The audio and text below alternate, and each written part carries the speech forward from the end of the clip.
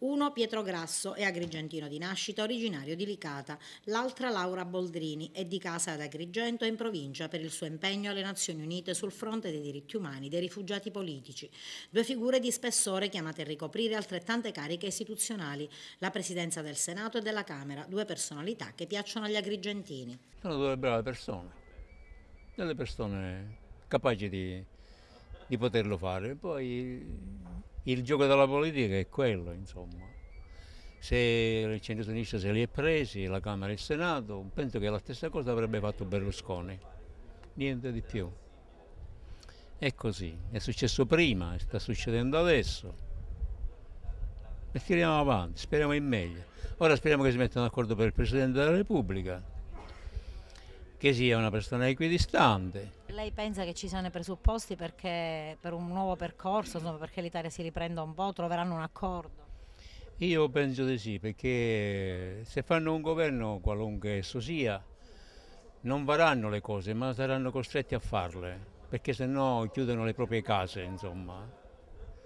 Chiudono le proprie case, è una legittima difesa. Io direi che sono sicuramente dei nuovi che segnano appunto una svolta, un rinnovamento, insomma paradossalmente anche se c'è il ritorno di volti politici nuovi, sicuramente la nomina anche di Grasso, anche agrigentino, insomma ligatese siciliano, speriamo che potrà portare una ventata di novità e di svolta, la nostra terra soprattutto ne ha bisogno. È una persona, se non altro, una persona per bene.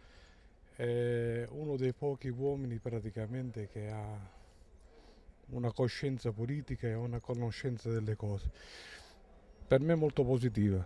L'ostruzionismo praticamente fatto dal Movimento 5 Stelle mi ha lasciato un pochettino perplesso. Ma voglio dire, speriamo che possa lavorare bene. Queste due nomine porteranno un equilibrio in questa formazione di questo governo che dovrà guidare l'Italia? Siamo entrati praticamente in una spirale, ci siamo avvitati in una spirale in cui è molto difficile potersene uscire. Beh, voglio dire,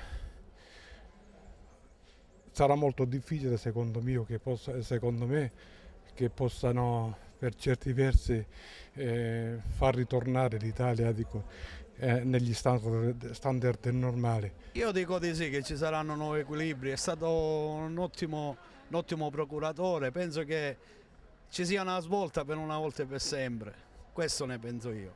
Si adopererà, lei pensa, insomma, per la Sicilia? Io penso di sì, signora, per tutto quello che sta succedendo, per tutto quello che c'è, penso che ci sia una svolta per una volta e per sempre, anche che il governo ancora non si è formato, speriamo bene.